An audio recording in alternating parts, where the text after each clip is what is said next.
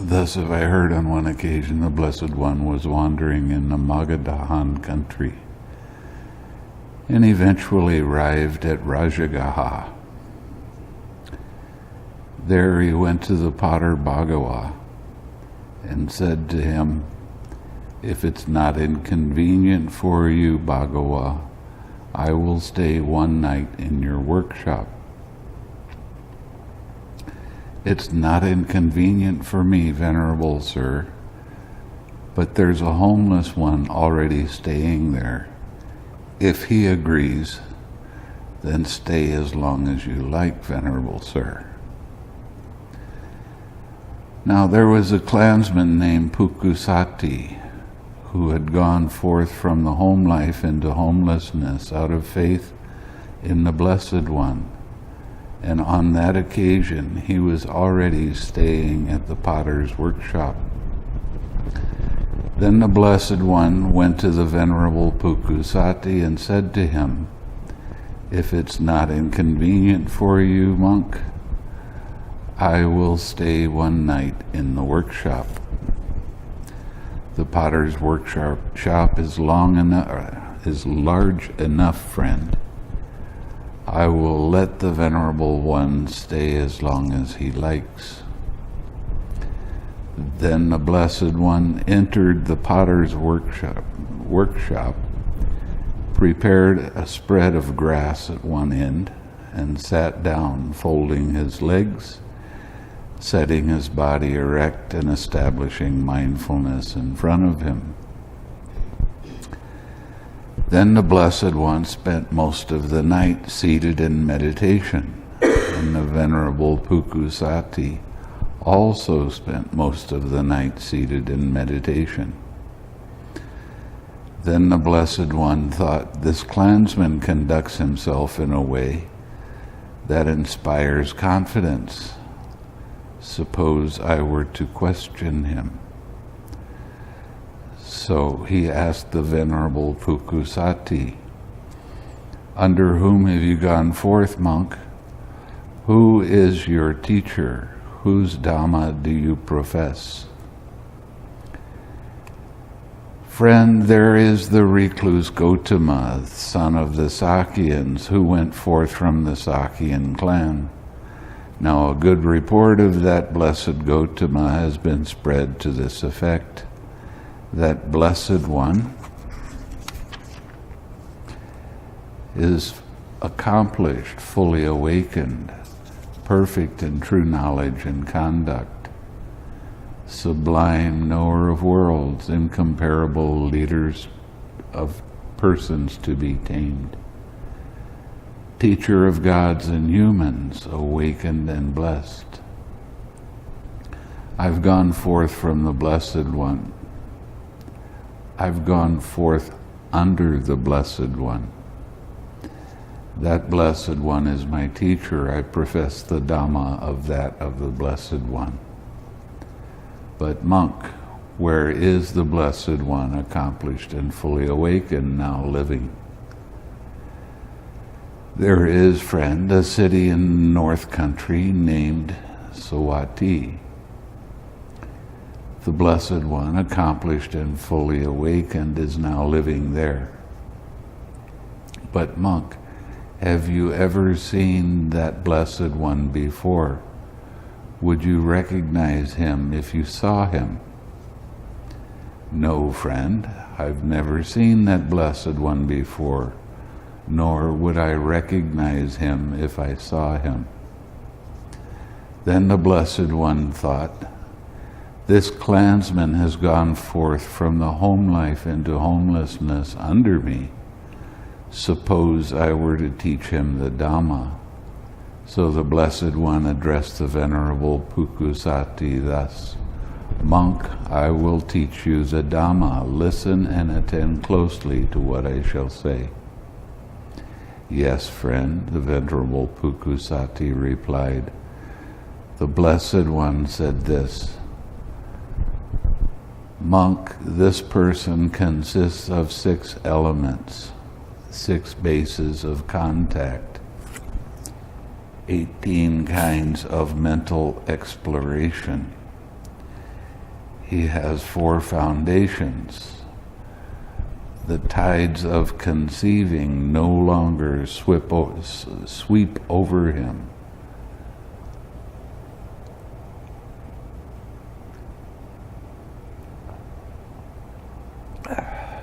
Let's try that one again. The tides of conceiving do not sweep over one who stands up upon these foundations. And when the tides of conceiving no longer sweep over him, he is called a sage at peace. One should not neglect wisdom, should preserve truth, should cultivate relinquishment, and should train for peace." This is the summary of the exposition of the 6 elements.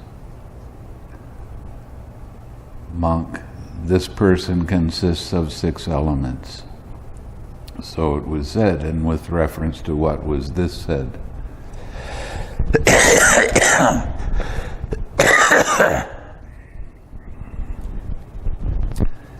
There are the earth element, the water element, the fire element, the air element, the space element, and the consciousness element.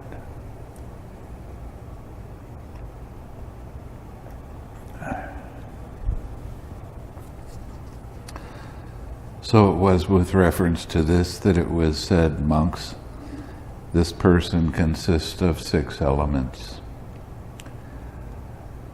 Monk, this person consists of 6 bases of contact, so it was said.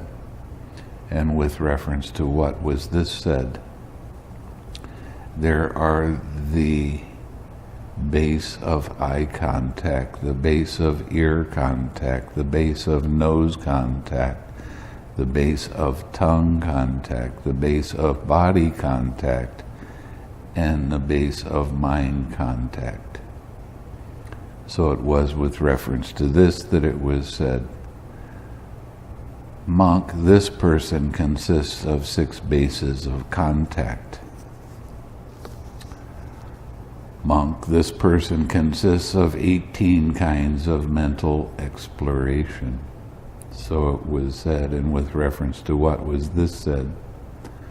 On seeing a form with the eye, one explores a form conducive of joy.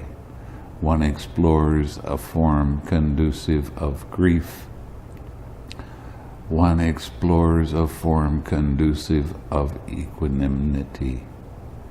On hearing a sound with the ear, on smelling an odor with the nose, on tasting a flavor with the tongue, on touching a tangible with the body, on cognizing a mind object with mind, one explores a mind object productive of joy. One explores a mind object productive of grief. One explores a mind object productive of equanimity. So it was with reference to this that it was said, monk, this person consists of 18 kinds of mental exploration. Monk, this person has 4 foundations, so it was said. And with reference to what was this said? There are the foundation of wisdom, the foundation of truth, the foundation of relinquishment, and the foundation of peace. So it was with reference to this that it was said, monk, this person has 4 foundations. One should not neglect wisdom. One should preserve truth. One should cultivate relinquishment. Cultivating relinquishment actually means using the 6 R's. letting go, and should train for peace. So it was said, and with reference to what was this said? How, monk, does one not neglect wisdom? There are these 6 elements, the earth element, water element, fire element, air element, space element, and consciousness element.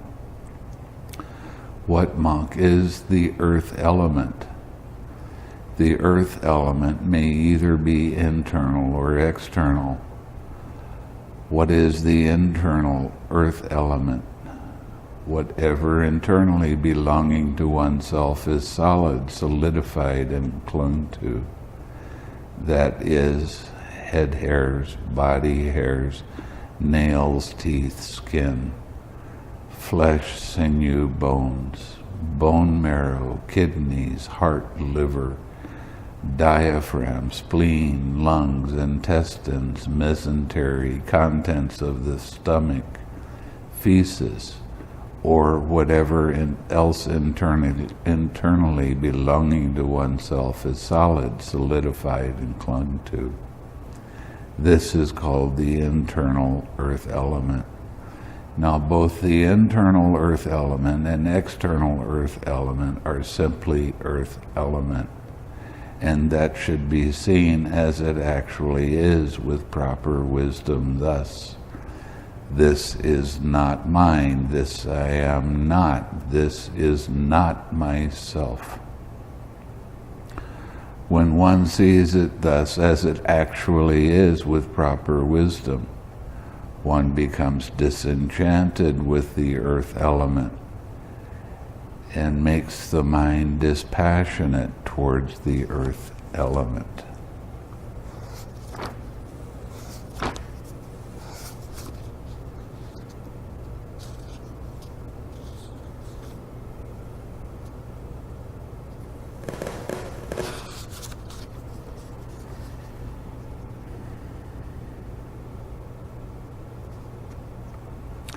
Now I'm going to Sutta number 62.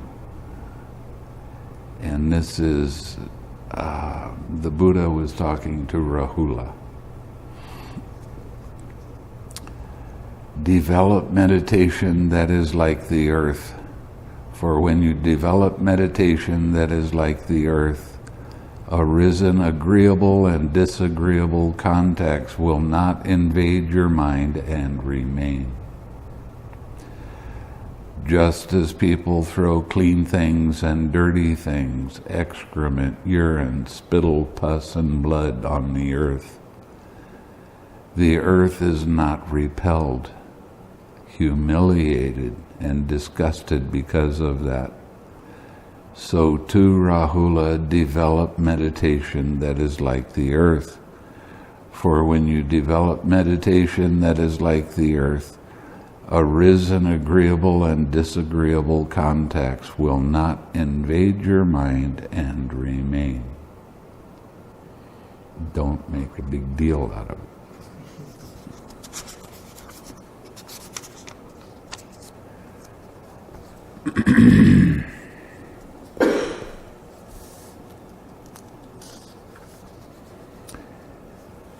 What, monk, is the water element?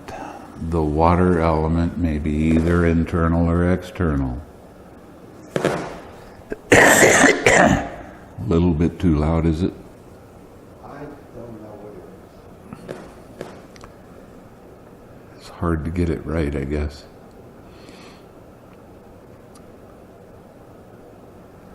Whatever internally belonging to oneself is water, watery, and clung to. That is bile, phlegm, pus, blood, sweat, fat, tears, grease, spittle, snot, oil of the joints, urine, or whatever else internally belonging to oneself is water, watery, and clung to. This is called the internal water element. Now both the internal water element and the external water element are simply water element. and that should be seen as it actually is with proper wisdom thus: this is not mine, this I am not, this is not myself. When one sees it thus as it actually is with proper wisdom, one becomes disenchanted with the water element and makes the mind dispassionate towards the water element. Now we go back to Rahula again. Rahula, develop meditation that is like the water. For when you develop meditation that is like water, arisen agreeable and disagreeable contacts will not invade your mind and remain. Just as people wash clean things and dirty things, excrement, urine, spittle, pus, and blood in water, and the water is not repelled, humiliated, and disgusted. Because of that, so too, Rahula, develop meditation that is like water. For when you develop meditation that is like water, arisen agreeable and disagreeable contacts will not invade your mind and remain.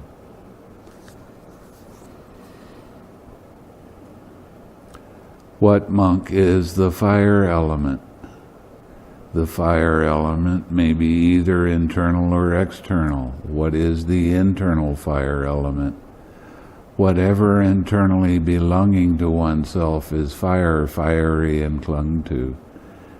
That is, that by which one is warmed, ages, and is consumed. And that by which what is eaten, drunk, consumed, and tasted is completely digested. Or whatever else internally belonging to oneself is fire, fiery, and clung to. This is called the internal fire element. Now both the internal fire element and external fire element are simply fire element. And that should be seen as it actually is with proper wisdom thus: this is not mine, this I am not, this is not myself. When one sees it thus as it actually is with proper wisdom, one becomes disenchanted with the fire element and makes mind dispassionate towards the fire element. Rahula, develop meditation that is like fire.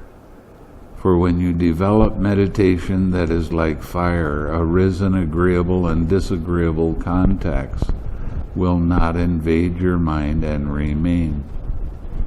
Just as people burn clean things and dirty things, excrement, urine, spittle, pus, and blood in fire, and the fire is not repelled, humiliated, and disgusted because of that, so too, Rahula, develop meditation that is like fire. For when you develop meditation that is like fire, arisen agreeable and disagreeable contacts will not invade your mind and remain.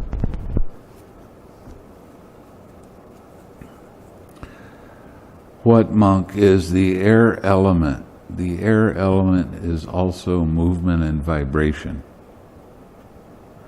So of all the elements, this is actually the biggest.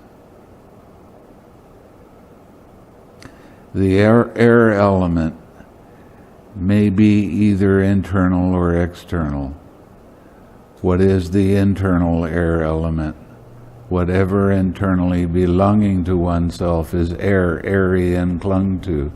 That is, upgoing winds, downgoing winds, winds in the belly, winds in the bowels, winds that course through the limbs, in and out breath, or whatever else internally belonging to oneself is air, airy, and clung to.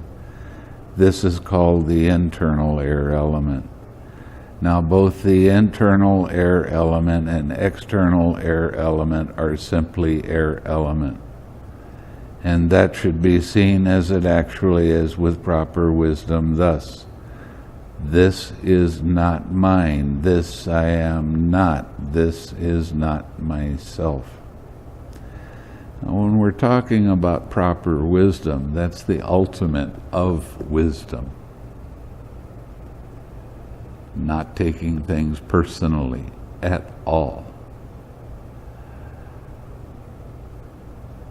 When you have hindrances arise, it's because of taking things personally. You broke one of the precepts, and that causes mind to have agitation in it, mind to have remorse or guilty feeling. It can be something that happened from this lifetime or a past lifetime. It really doesn't matter what it is or why it arose. What matters is, what are you doing with it right now? Are you seeing it as an impersonal process? Or are you taking it as something that's very personal? I did this, I did that, and I feel real bad about it. That causes the hindrance to get bigger and more intense when you take it personally. When you start to see that this is just part of a process of dependent origination, and the ultimate goal of dependent origination, seeing conditioned things arise and pass away, is seeing that everything is impersonal. Even if you have a memory of doing it, that memory is already, that's gone. That's from the past. But you're holding on to it. And in your mind, you're making a big deal out of it. You have to let go of these kind of things. You have to use the 6 R's, not as a stick to stop things from happening. You're not trying to beat things down and stop them. The whole point of the 6 R's is to allow whatever is going to be there by itself, but don't keep your attention on it. And over the years, you've formed your opinions and ideas about whether you like or dislike something. I had one student that she was doing the forgiveness meditation, and she very timidly came up to one of the interviews and she said, I was raped, and I hate that man so much. I can't forgive him. And I said, basically, well, you gotta. That's something that happened in the past. Why are you hanging on to it now? With, especially in America, the looseness of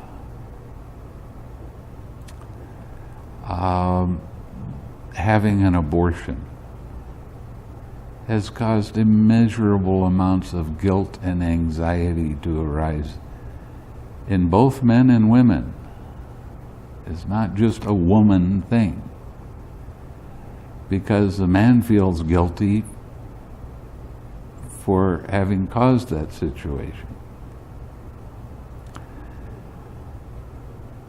But it has to be faced. Yes, I did that in the past. Yes, it was a mistake. Yes, it's really painful. Whose pain is it? It's a memory. Why does it have pain? Why is a painful memory hard to let go of? Because you made a big deal out of it in your mind. You beat yourself up. Not just a little bit, a whole lot. And yes, the meditation is going to be difficult until you finally realize, well, that's something that happened in the past. It was a mistake. I screwed up. But it doesn't have to affect the way you see the world around you now. You'll still have the memory, but you get to let go of the pain. I mean, I've had students, this one lady, she had I think it was 8-year-old daughter and 9-year-old son, took them to the beach, just off La Jolla shores.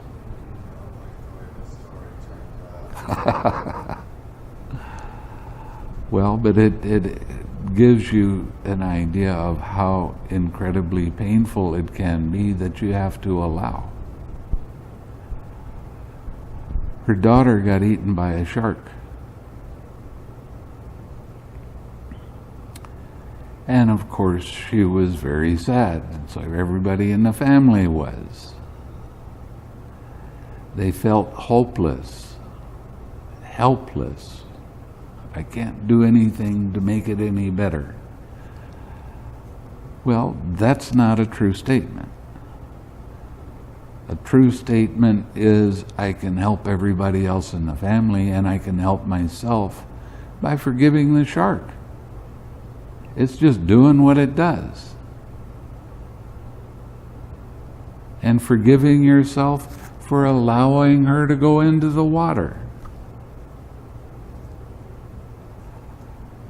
Oh, a few days after they caught the shark, and they cut it open, and there was the body of this little girl. She was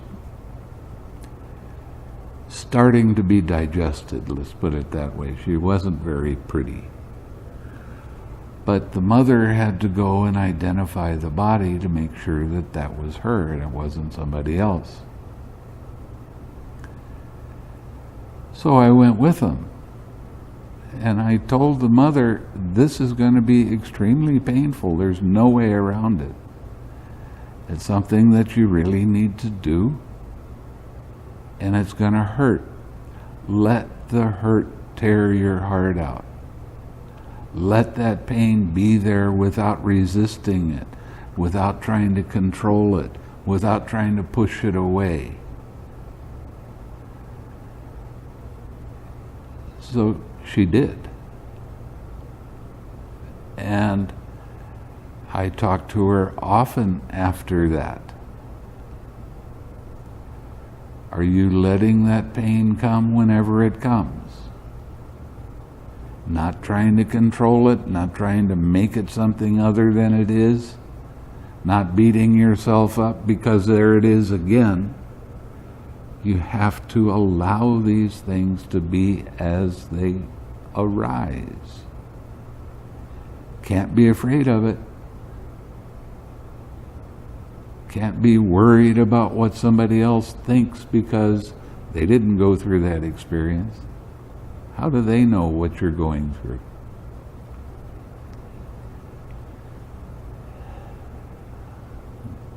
The girl that got raped, it took her 2 retreats to finally forgive the man that caused her that pain. And when she did, she had such big relief. That doesn't mean the next time she sees that man that she's going to run up and give him a hug, but she's not going to hold the resentment of that action that he did.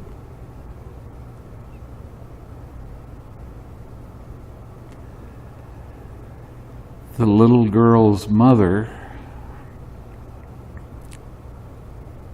she spent a lot of time sending loving and kind thoughts to her daughter. She got a picture of her daughter and put it in front of her. And she asked the daughter to forgive her for not being more careful. And she forgave the daughter for not being more careful. And she heard the daughter come back in her mind and say, I forgive you too.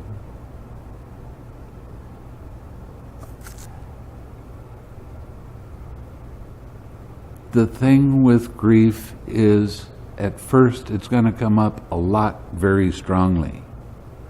After a month or 6 weeks, it's not going to be coming up as strongly.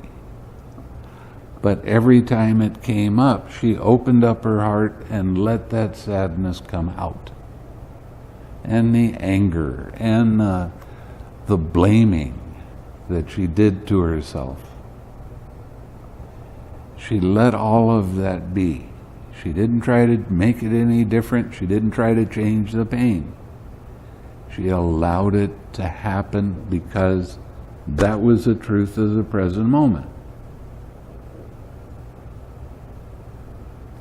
Well, this meditation's supposed to make me happy.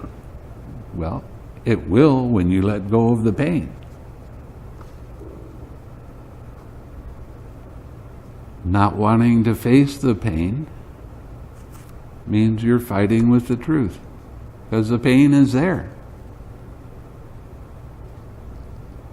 And it's okay for it to be there. It has to be okay, because that's the truth.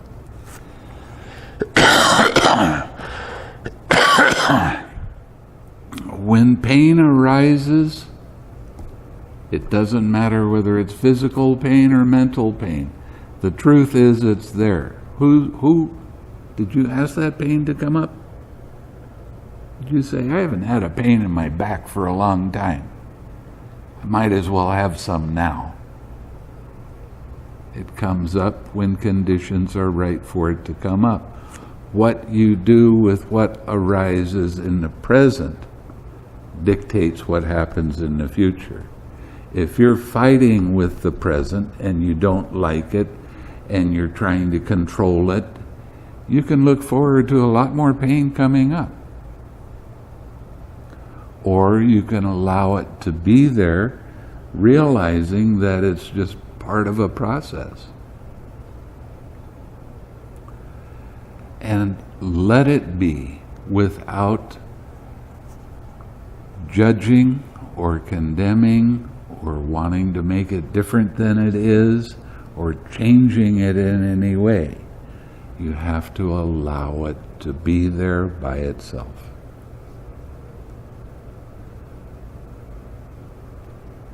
Remember, mindfulness means remembering to observe how mind's attention moves, not how to control it with what I think is mindfulness. That doesn't work. Because I'm there. I want it to be the way I want it to be, when I want it that way.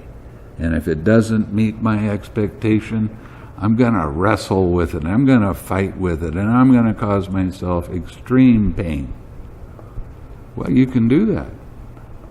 It's up to you. But when you start really learning how to allow things to be without taking them personally, that extreme pain lessens until finally, yeah, that happened back then, okay? Everything is forgiven now. One of the things that one of the women that I helped, she'd been raped and she had a child. I mean, she got pregnant and she definitely didn't want that baby. So then she added to her pain by getting an abortion. So she really had a double whammy of pain. The outrage of being so violated, and the pain of letting go another life. It's hard. one of the things that I did was I had them go out and buy some animals that were going to be killed.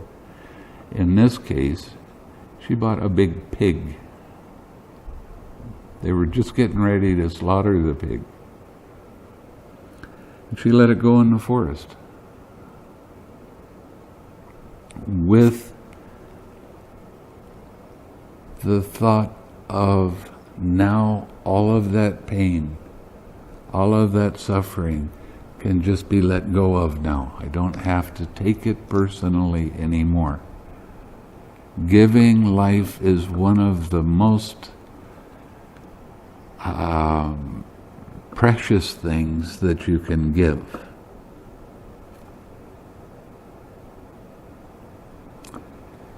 And there is a great amount of relief. Now, this only works with animals that are getting ready to be killed.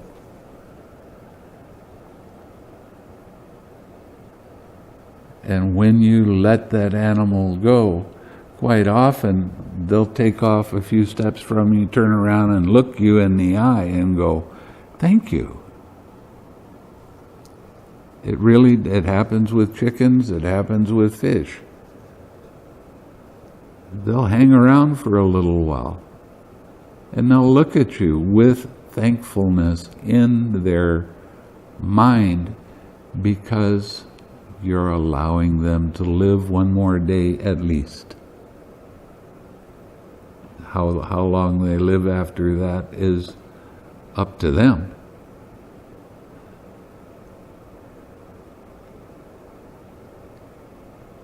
But as soon as she let go of that pig and let go of the guilty feeling and let go of the anger and let go of all those emotional proliferations,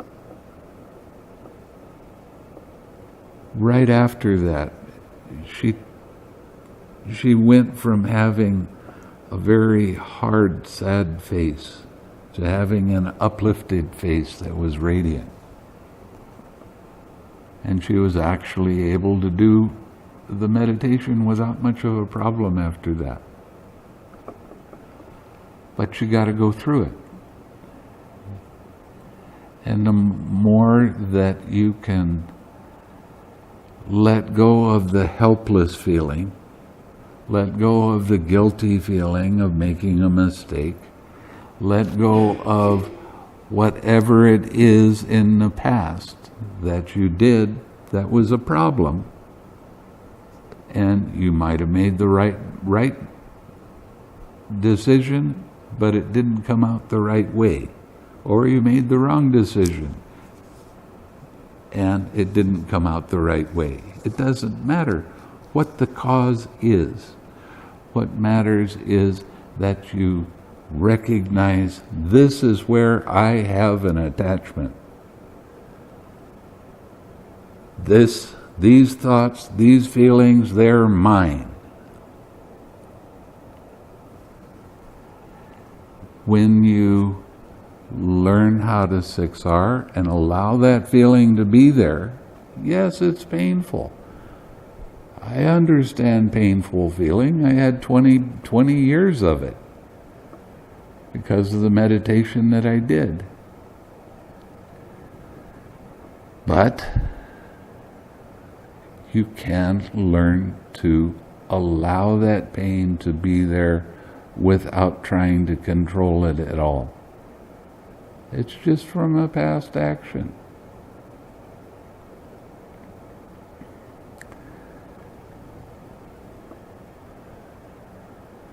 It's certainly not you. You wouldn't do anything like that.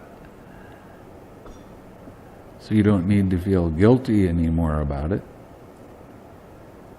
It's just these thoughts and feelings. And they are all honestly impersonal. But when we start taking things personally, we start making a big deal out of it in our minds. Oh, that was a bad thing to do. I wish I wouldn't have done this, or I wish I wouldn't have said this, or I wish I wouldn't have hurt someone else in whatever way. Well, the truth is, you did do it. Now fess up to it. Yeah, I did that. And learn from your mistake. Don't do the same thing over and over and over again. It's real important that you understand that you don't have to repeat history. Now you can respond with more understanding about the impersonal nature of everything.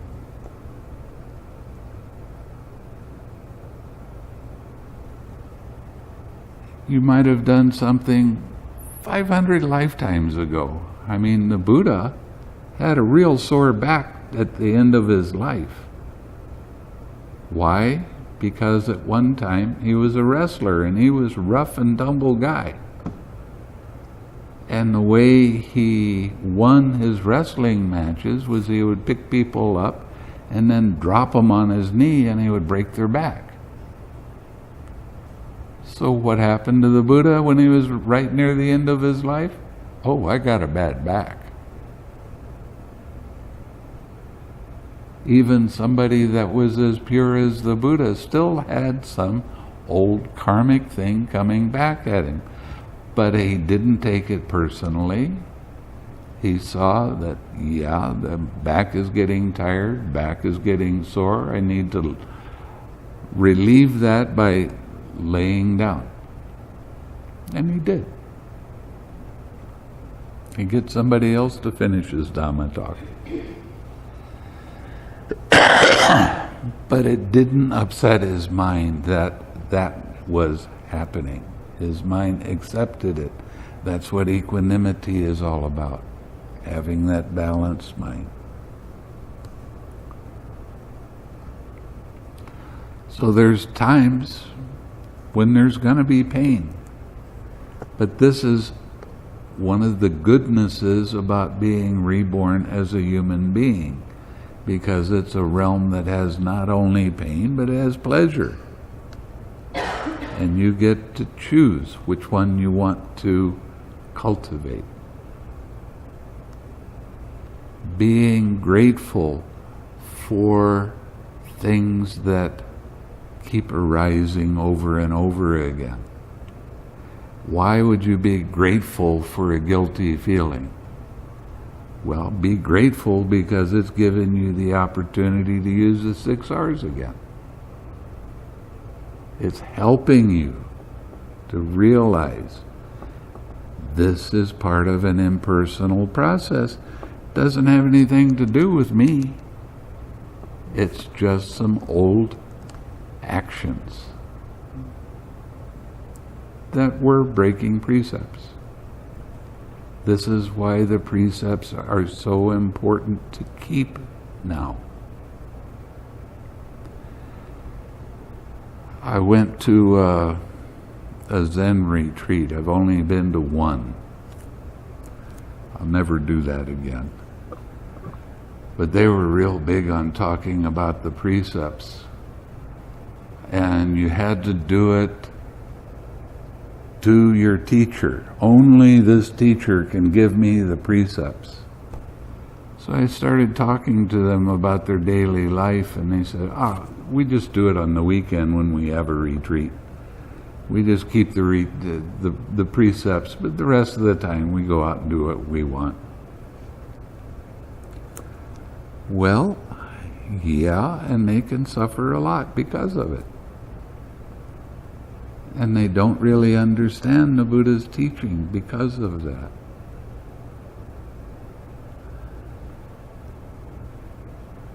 You see me reading the suttas, and they can seem somewhat abstract at times, but really they're very, very practical.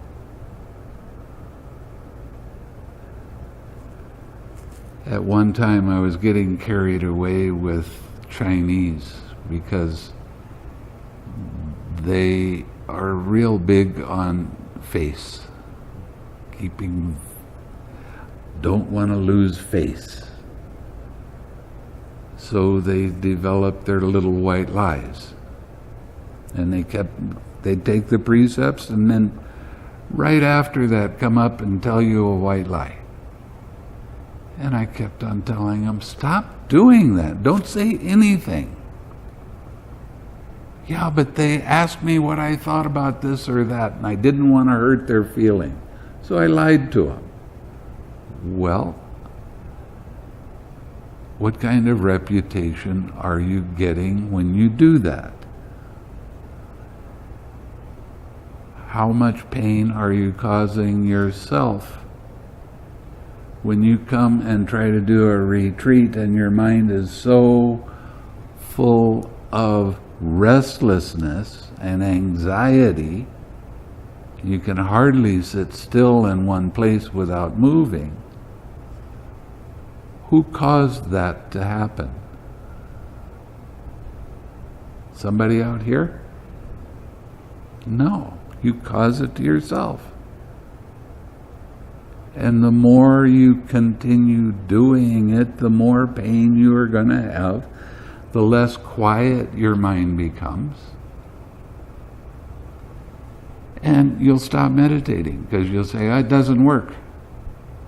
Well, it works, but you have to do the whole formula. You can't just do part. The first part of meditation is practicing your generosity. Well, how can I practice generosity on a retreat? Can you be forgiving? Can you be kind to yourself?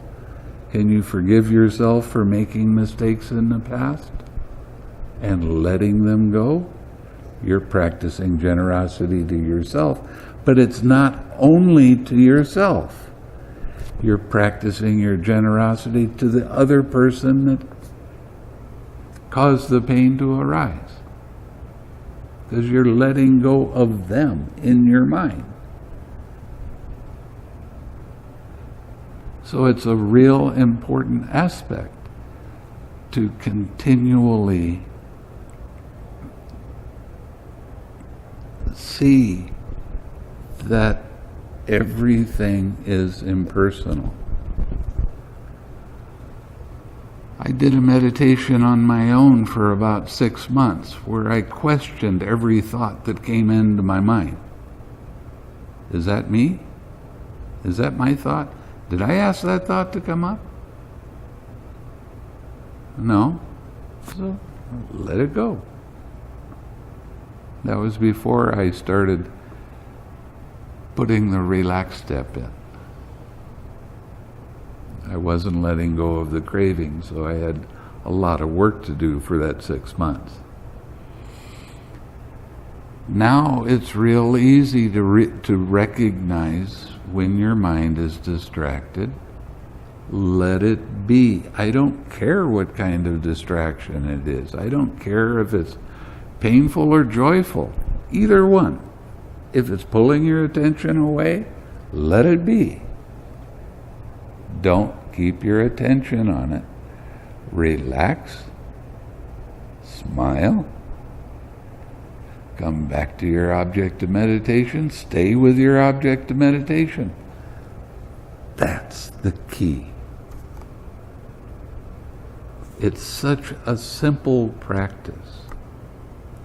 You don't give in to that distraction mind. You don't give in to, well, I'm going to do this meditation for a few hours here and then I'm going to forget it for the rest of the day and do something else.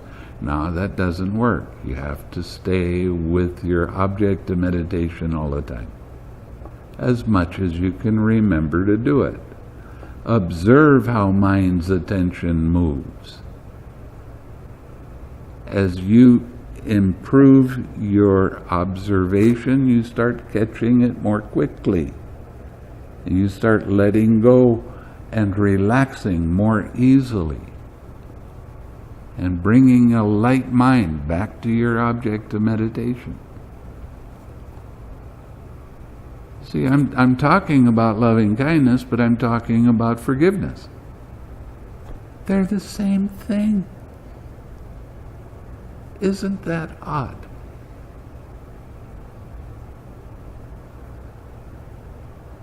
You're giving loving kindness to yourself when you really forgive. And when you start giving it to yourself and truly appreciate that, you're never going to harm another being. That's what the Buddha said.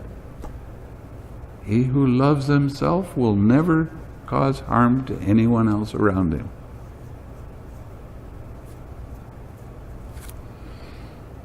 So that's, you got to start at home. Your home base. Right here. And then later, right here.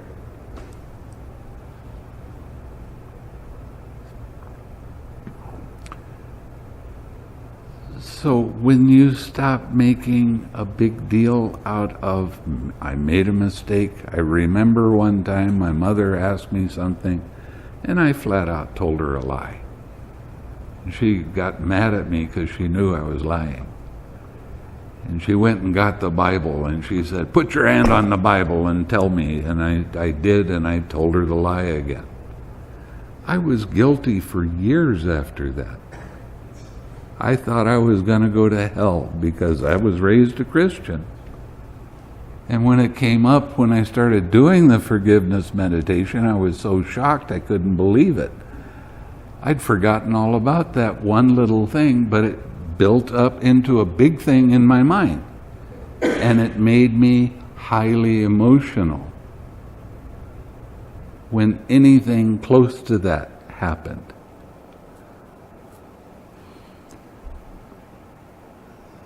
So it can be a little thing that you've done in the past, but your mind took it as a big thing. God is going to throw down the lightning bolts any moment. I was walking around in fear, anxiety. I knew I was going to get punished. I love the Christians and the Catholics for making that such a big deal. Because when you let go of it, there's so much relief, you can't believe it.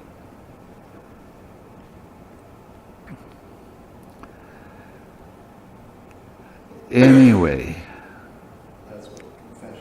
that's what confession is supposed to be about.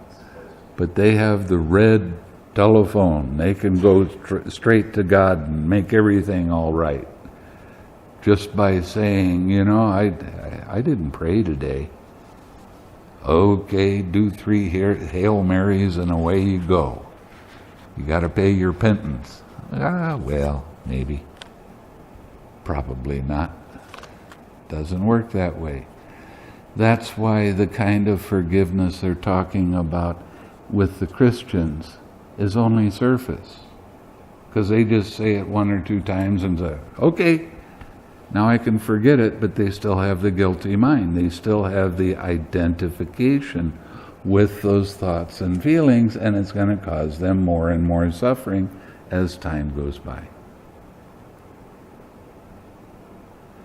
But when you're doing this kind of forgiveness, and you forgive everything, and you're grateful for it to come up, not have aversion to it, I got another opportunity to let this bad guy go. Let this guilty feeling be. So I don't know why I started talking like that, but it seems to clear up some understanding. What we're doing, why we're doing it. Well, I did the forgiveness meditation all the time for 2 years because I wanted to know every little aspect of guilty feeling, how it came up. I got to see how it came up. I got to see how I was identifying with it. I got to let it go.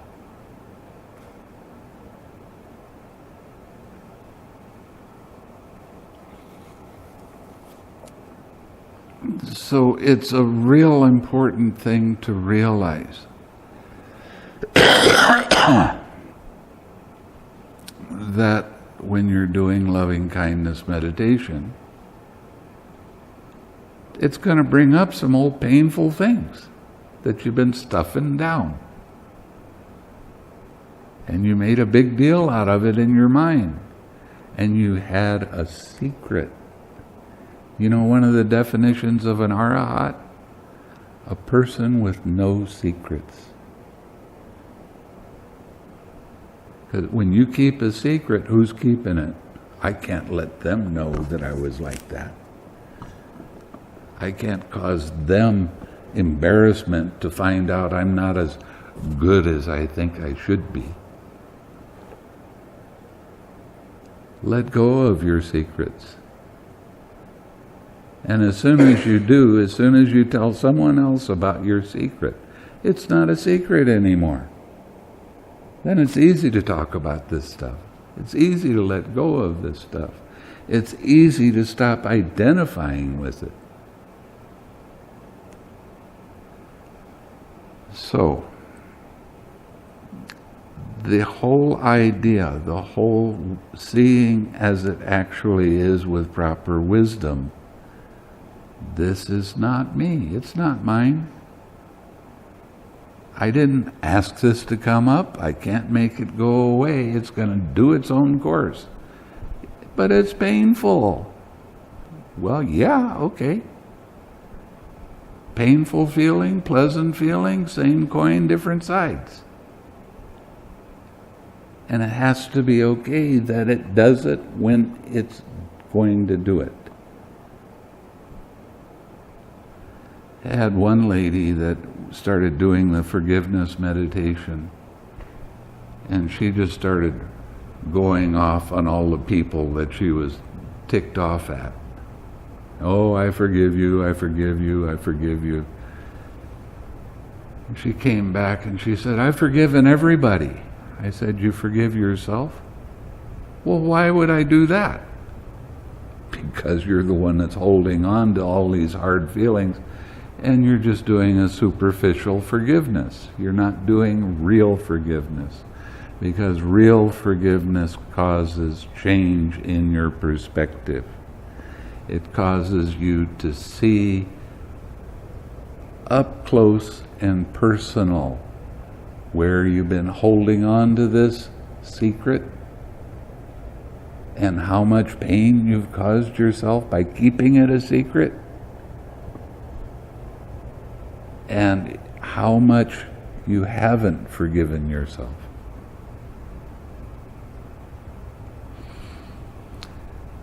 When one sees it thus as it actually is with proper wisdom, one becomes disenchanted. What does disenchanted mean? It means not excited at all about it being there. Not enchanted with it anymore, like you are now, when you're holding something back and trying to stop it from coming up. Oh, but it's just too painful. Whose pain is it? It comes from your guilty feeling and thinking about it over and over again. What you think and ponder on, that's the inclination of your mind. You think and ponder on bad things that you did, your mind is going to incline to think about those things. You start thinking about forgiving and allowing and relaxing, then your mind is going to incline towards that. But you have resistance to it because it's painful. Well, be grateful that that pain there, that means you're alive. And it's okay. It has to be okay, because that's the truth. You can't fight with the truth. Doesn't work. I'll tell you that for an actual fact. I mean, I've been doing it. I've been doing this practice for over 40 years. The first 10 or 15 was no cakewalk. It was seeing a lot of painful stuff and causing myself a lot of painful stuff and being caught and not seeing because there was no relaxed step in that practice. So I'd get out of meditation. You know, meditation makes you feel good. Unless somebody says something you don't like. And then what?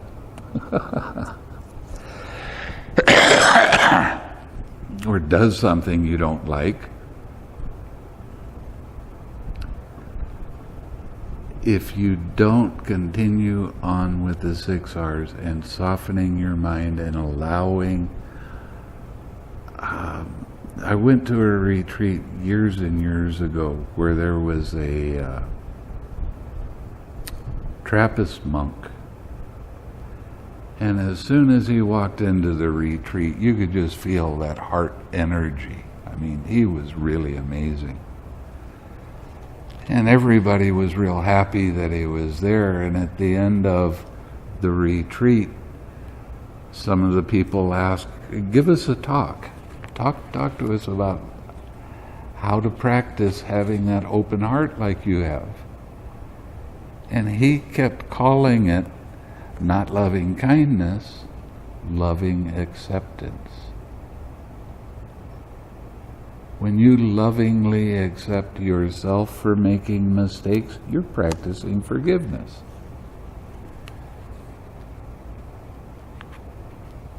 When you lovingly accept somebody else because they were a turkey in one way or another, you're practicing forgiveness.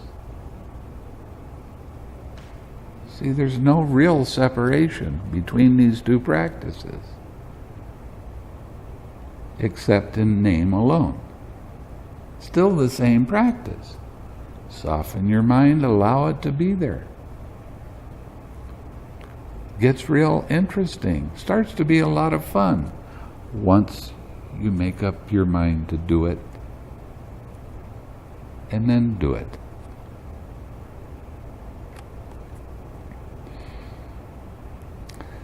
So it makes the mind dispassionate to finally forgive and let it be there.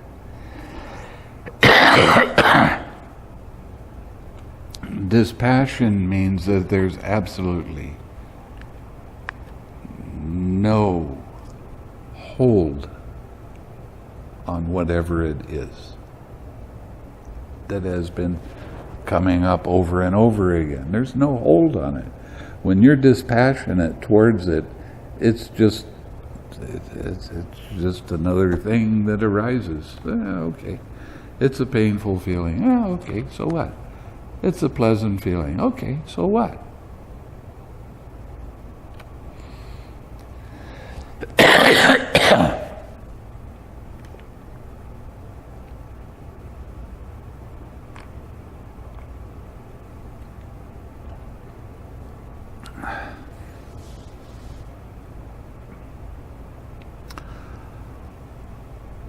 A lot of people come to do a retreat and they think they know what meditation is.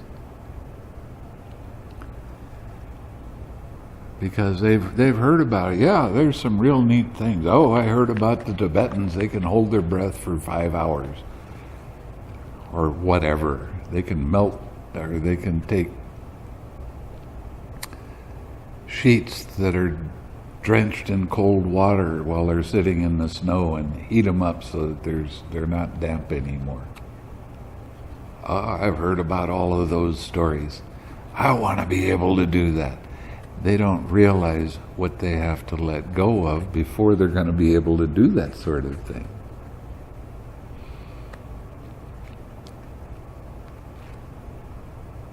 They're really is, or has to be, a want to change. That's why I got into Buddhism.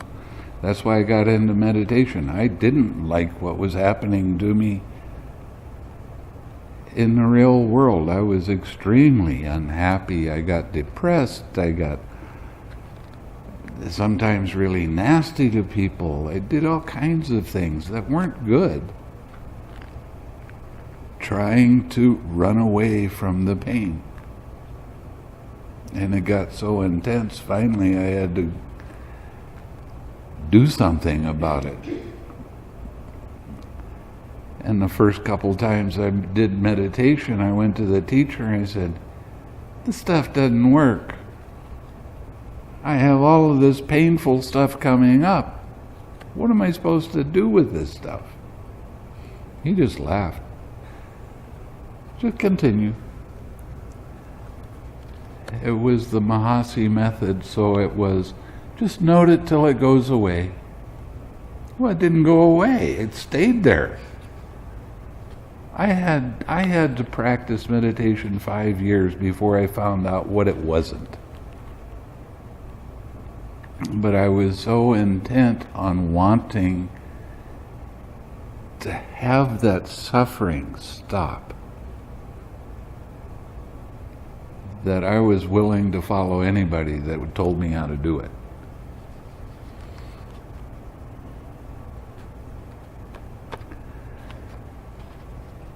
So,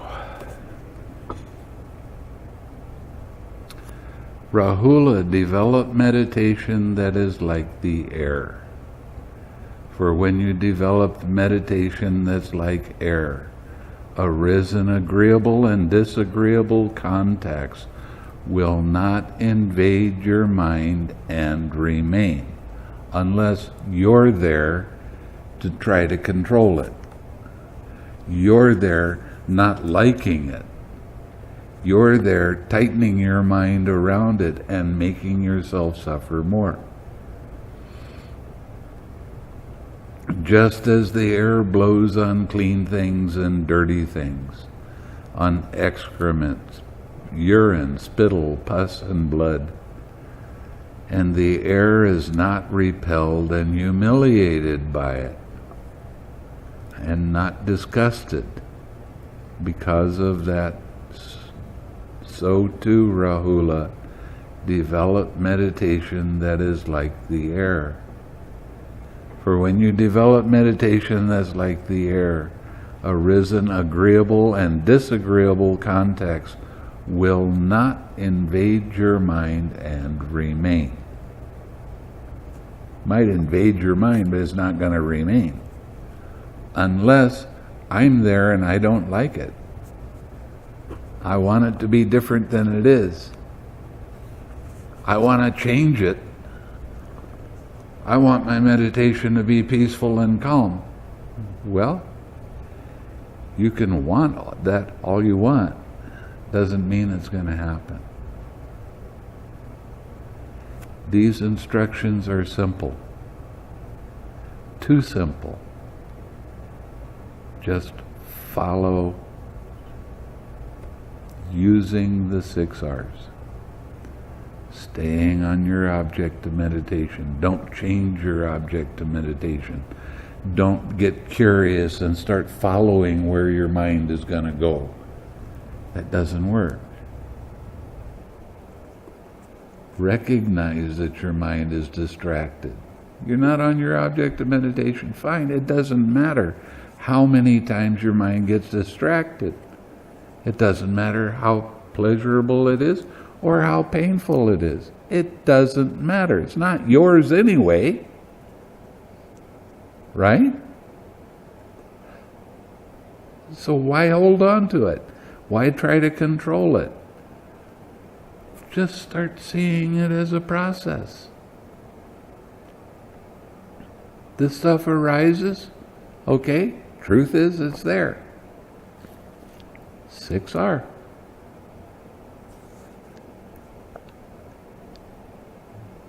With a light mind. every time you see you're getting serious, guess who's there? Who came for dinner? I did.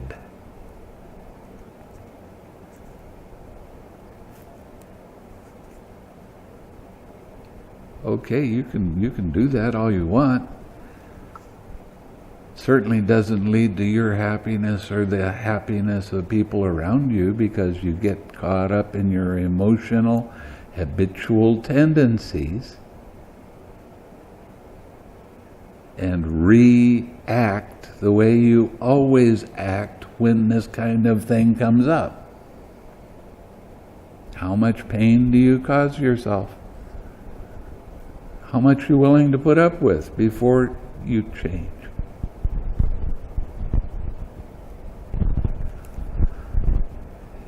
When I go to Indonesia,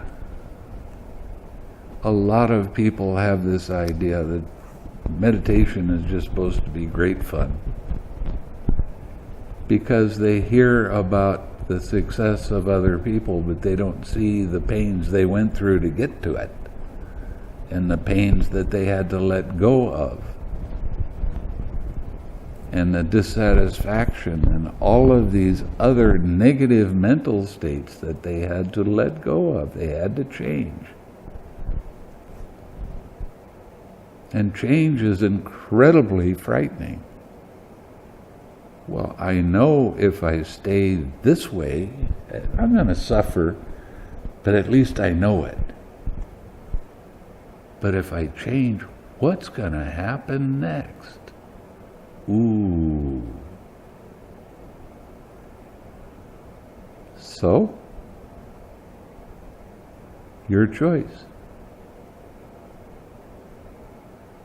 Run away from it, try to ignore it, get into your suffering. That's the way. Really cause yourself a lot of mental distress. Then you'll get so tired of it that you want to change. And it has to be sincerely want to change. Can't be surface.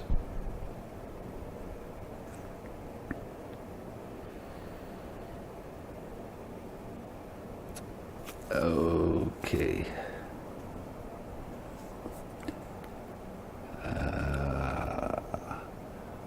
What monk is the space element? The space element may be either internal or external. What is the internal space element? Whatever internally belonging to oneself is space, spatial and clung to. That is the holes of the ears, the nostrils, the door of the mouth, and that aperture whereby what is eaten, drunk, consumed, and tasted gets swallowed, and where it collects, and where it is excreted from below, or whatever else internally belonging to oneself is space, spatial, and clung to. This is called the internal space element. Now, both the internal space element and the external space element are simply space element, and what should be seen as it actually is with proper wisdom thus: this is not mine, this I am not, this is not myself. When one sees it thus as it actually is with proper wisdom, one becomes disenchanted with the space element and makes the mind dispassionate towards the space element. I really don't like the word makes the mind dispassionate. It's like I'm there and I'm going to make it be that way. Allow the mind to become dispassionate.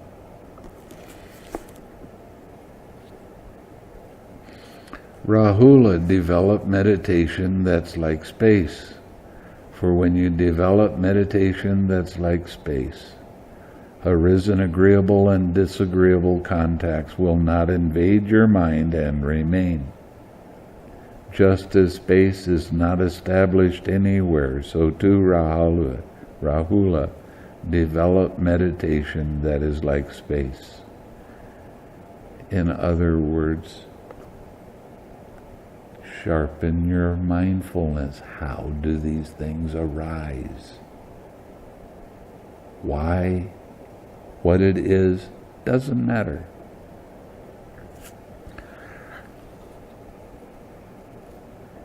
Now, one of the things that you can do for yourself if you get caught by having the same kind of hindrance over and over again, ask yourself why. What's the cause of this? I've told this story many times. I was working in a meditation center, and a man came and wanted to do a meditation, and he was going to have to do it by himself. So the teacher came to me. I was a handyman. I was fixing up a house that was falling apart. And he said, I want you to do a retreat with this man. Okay, I came here to do that. But I started sitting, and my mind was really restless, and I'm not prone to restlessness. And I kept thinking, this is really weird. My mind just won't settle down. After 2 days of retreat, my mind should be calm, but it's not. I wonder why it's like that. So I asked myself the question, why is it like that? What's causing my mind to get so restless? And then I forgot about it and just went off and did more meditation. And my mind came back with its intuition, and it said, you don't really want to be doing the retreat. You want to be fixing the windows that are falling apart. And I looked at that and I went, that one small desire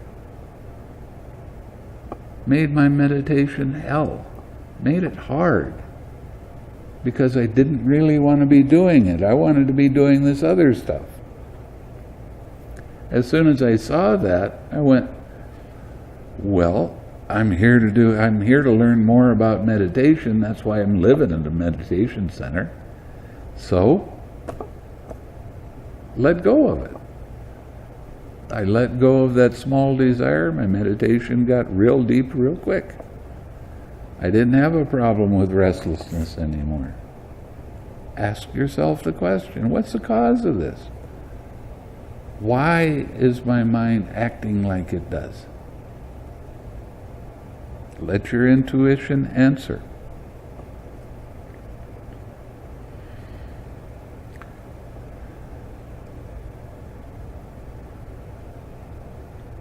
Yeah.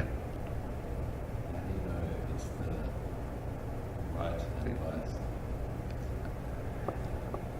When you quiet your mind down, your intuition actually becomes kind of a loud voice.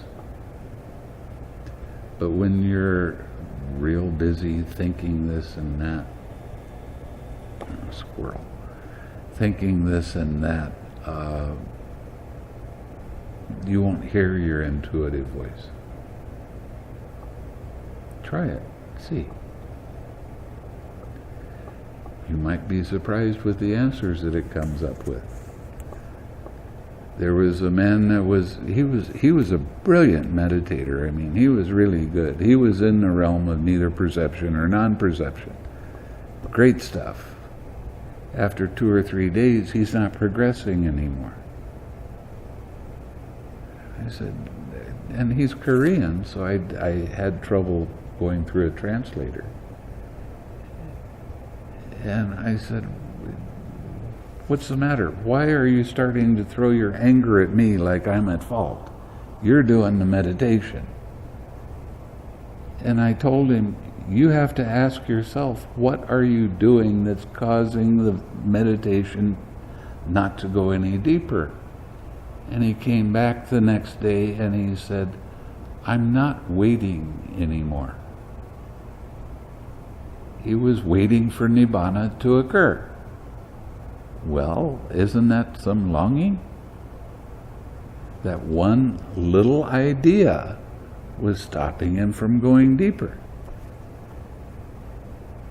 And he got the answer himself, and he adjusted and did quite well by the end of the retreat. So it's real interesting that you do have to pay attention to your intuitive mind. And once you get used to listening to it, you find out it's right all the time. It doesn't give you any nonsense, bad thoughts. It gives you the truth. So you have to learn how to trust yourself. When you develop mindfulness or meditation that is like space, arisen agreeable and disagreeable contacts will not invade your mind and remain.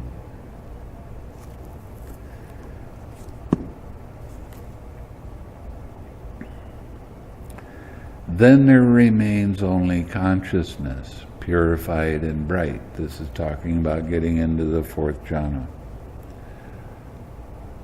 What does one cognize with that consciousness? One cognizes this is pleasant. One cognizes this is painful. One cognizes this is neither painful nor pleasant.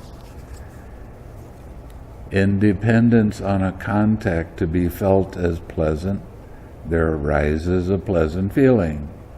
When one feels a pleasant feeling, one understands I feel a pleasant feeling. Perception is the thing that names that. One understands with the cessation of that same contact to be felt as pleasant, its corresponding feeling, the pleasant feeling that arose in dependence on that contact to be felt as pleasant, ceases and subsides. What's the best feeling in meditation? No feeling. Having a quiet mind.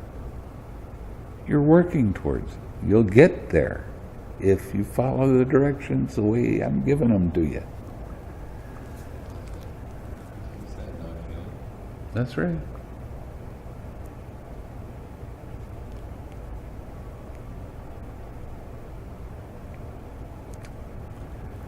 When feeling arises, right after that there is perception. And this is like really close. And right after that, the I like it, I don't like it mind, craving. And after that, your stories and opinions and ideas. And after that, your habitual emotional tendency. So when feeling doesn't arise, then there's no craving that arises. If there's no craving, there's no clinging, no habitual tendency. But you can't make it not arise. You can't be there. It has to be a natural process. And it is, and it works that way. It is. Your mind will get to a place that I call exquisite stillness, where you might sit for an hour and 15 minutes, hour and a half, without having anything disturb your mind. Nice. And your mind is pure at that time. Why? There's no craving.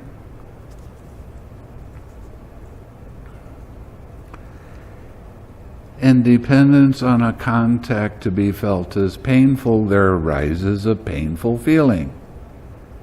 When one feels a painful feeling, one understands I feel a painful feeling. Nothing new there.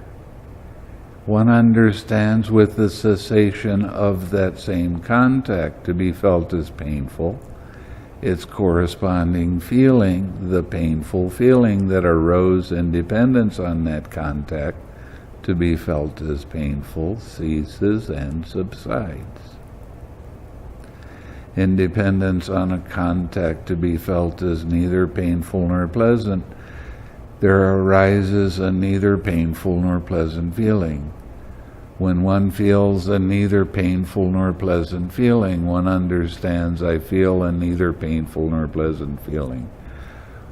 This kind of feeling is what you call equanimity, when your mindfulness is sharp. If you don't really notice it, that means you're being indifferent.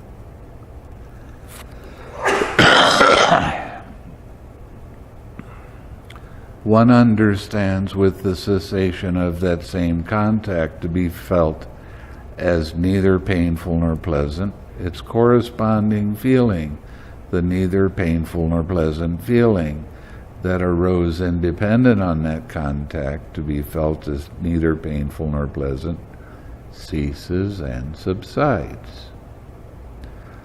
Monk, just as from the contact and friction of two fire sticks, heat is generated and fire is produced, with the separation and disjunction of those two fire sticks, the corresponding heat ceases and subsides. So too, independence on contact to be felt as pleasant or painful or neither painful nor pleasant, there arises that corresponding feeling. One understands with the cessation of that same contact to be felt as pleasant, painful, neither painful nor pleasant, its corresponding feeling ceases and subsides. Then there remains only equanimity, purified and bright, malleable, wieldy, and radiant. Now this is the description of the fourth jhana. Suppose a monk, a skilled goldsmith or his apprentice, were to prepare a furnace, heat up the crucible, take some gold with tongs, and drop it into the crucible. From time to time he would blow on it. From time to time he would sprinkle water over it. From time to time he would just look on. That gold would become refined, well refined, completely refined, faultless, rid of dross, malleable, wieldy, and radiant. Then whatever kind of ornament he wishes to make with it, whether a gold chain or earrings or necklace or a golden garland, it would serve his purpose. So too, then there remains only equanimity, purified and bright, malleable, wieldy, and radiant.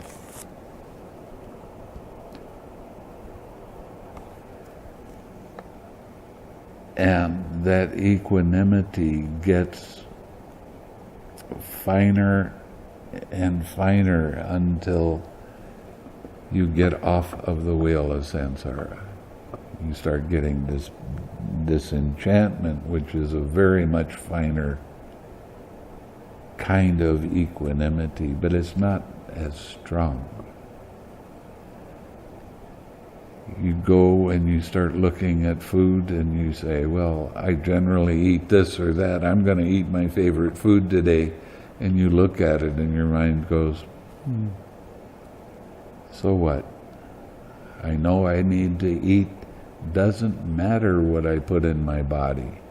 I have to let go of my old opinions and ideas. Body needs energy. Food is energy. When you fast like we're fasting on this retreat, 16 hours a day, then your body actually becomes very healthy. And as a monk, that's the first thing I do when I start feeling a cold coming on is I don't eat anything. I just drink water. I take vitamins. Vitamin C, vitamin D3. But I don't eat any food. And a cold it can last me 6 or 8 hours before it goes away. Or you can muscle your way through, have a cold for a week because you don't pay attention to your body. I learned that a long time ago,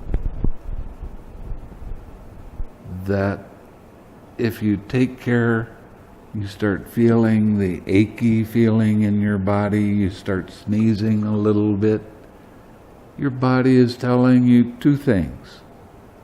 1, don't eat.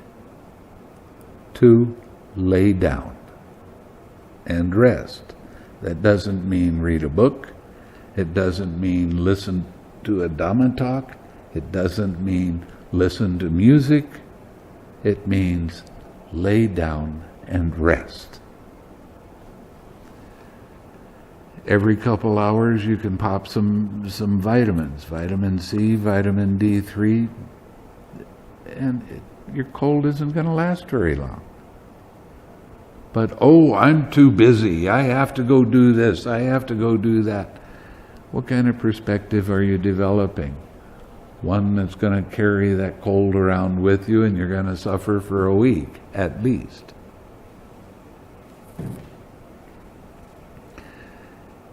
He understands thus, if I were to direct this equanimity, so purified and bright, to the base of infinite space with compassion, and to develop my mind accordingly, then this equanimity of mind, supported by that base, craving and clinging to it, would remain for a very long time.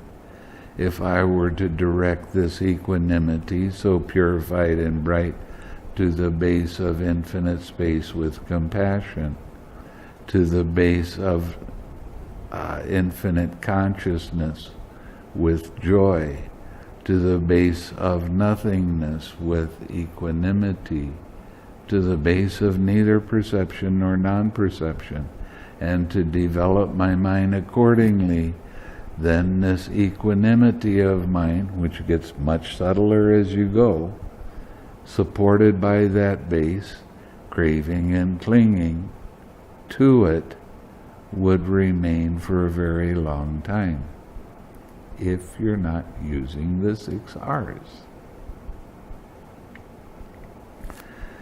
I understand thus, if I were to direct this equanimity, so purified and bright, to the base of infinite space with compassion, and to develop my mind accordingly, this would be conditioned. If I were to direct this equanimity, so purified and bright, to the base of infinite consciousness with joy, or to the base of nothingness with equanimity, to the base of neither perception nor non-perception, and to develop my mind accordingly, this would be conditioned.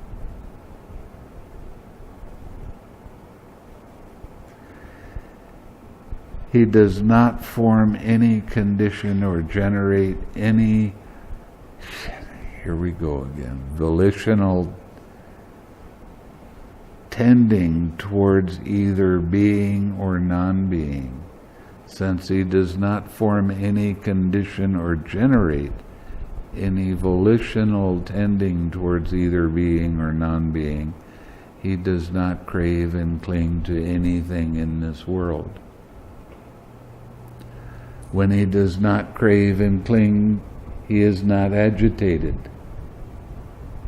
When he's not agitated, he personally attains nibbana. How about that? He understands thus, birth is destroyed, the holy life has been lived, what had to be done has been done. There's no more coming to any state of being. If he feels a pleasant feeling, he understands it is impermanent. There is no holding to it. There is no delight in it. If he feels a painful feeling, he understands it is impermanent. There's no holding to it. Holding to it means trying to push it away. There's no delight in it. If he feels a neither painful nor pleasant feeling, he understands it is impermanent. There's no holding to it. There's no delight in it. If he feels a pleasant feeling, he feels detached. If he feels a painful feeling, he feels detached. If he feels a neither painful nor pleasant feeling, he feels detached. When he feels a feeling terminating with the body, he understands I feel a feeling terminating with the body. When he feels a feeling terminating with life, he understands I feel a feeling terminating with life. He understands on the dissolution of the body, with the ending of life, all that is felt, not being delighted in, will become cool right there. What does that mean, become cool? Nibbana. No fire.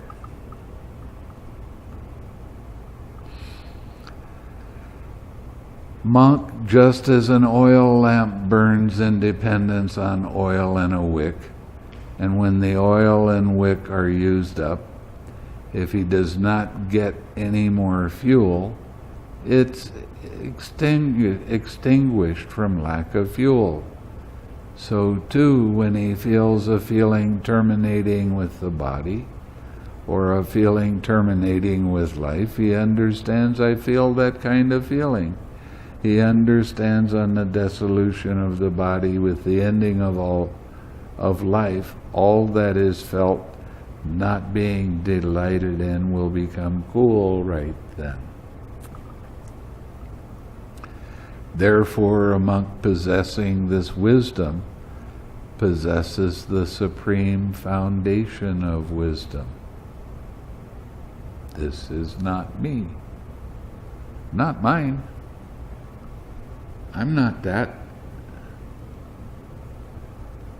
For this monk is the supreme noble wisdom, namely the knowledge of the destruction of all suffering.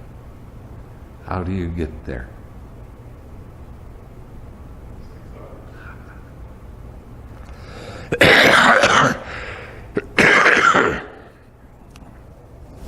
Six R's. Seeing things impermanent. Seeing things impersonally. There's no more suffering when you see it that way. But you can indulge in it. You can be afraid of change. That's only going to cause a lot of problems in the future for you. Because anytime you get close to that change, you're going to back off. Run away from it. No, I can't do that. It hurts too much. Who hurts too much? Who's taking it personally? Who's doing that to themselves? Because I've got a secret and I can't tell anybody. I'm such a bad person. Well, you can. You can let it go. That's the definition of an arahat, a person that doesn't have any secrets. Interesting. His deliverance, being founded upon truth, is unshakable. For that is false monk, which has deceptive nature, and that is true, which has an undeceptive nature. Nibbana. Therefore, a monk possessing this truth possesses the supreme foundation of truth. For this monk is the supreme noble truth, namely Nibbana, which has an undeceptive nature. Formerly, when he's ignorant, he undertook and accepted acquisitions, stuff. That's not only physical, it's also mental. Now he has abandoned them, cut them off at the root, made like a palm stump, done away with them so they're no longer subject to future arising. Therefore, a monk possessing this relinquishment, lack of craving, possesses the supreme foundation of relinquishment. For this monk is supreme noble relinquishment, namely the relinquishment of all acquisitions, taking it personally. Formerly, when he was ignorant, he experienced covetousness, desire, and lust. Now he has abandoned them, cut them off at the root, made like a palm stump, done away with them, so they're no longer subject to future arising. Formerly, when he was ignorant, he experienced anger, ill will, and hate. Now he has abandoned them, cut them off at the root, made like a palm stump, done away with them, so they're no longer subject to future arising. Formerly, when he was ignorant, he experienced ignorance and delusion. What is delusion? Taking it personally, right? What is ignorance? That's right. Now he has abandoned them, cut them off at the root, made them like a palm stump, done away with them so they're no longer subject to future arising. Therefore, a monk possessing this peace possesses the supreme foundation of peace. For this monk is the supreme noble peace, namely the pacification of lust, hate, and delusion. Another way of saying the pacification of craving. So it was with reference to this that it was said, one should not neglect wisdom, should preserve truth, should cultivate relinquishment, and should train for peace. The tides of conceiving do not sweep over one who stands upon these foundations. And when the tides of conceiving no longer sweep over him, he's called a sage at peace. So it was said, and with reference to this was it said, monk, I am is conceiving. I am this is conceiving. I shall be is conceiving. I shall not be is conceiving. I shall be possessed of form is conceiving. We ought to tell that one to our friend that's doing your book. I shall be formless is conceiving. I shall be percipient is conceiving. That means radiant, actually. The Pali word for that, I looked it up, and it is obasa, which means radiant. I shall be non-percipient is conceiving. I shall be neither percipient nor non-percipient is conceiving. Conceiving is a disease. Conceiving is a tumor. Conceiving is a dart. By overcoming all conceivings, monk, one is called a sage at peace. And the sage at peace is not born, does not age, does not die. He's not shaken and doesn't yearn for anything. For there is nothing present in him by which he might be reborn. Not being born, how could he age? Not aging, how could he die? Not dying, how could he be shaken? Not being shaken, how could he yearn for anything? That's another definition of arahat.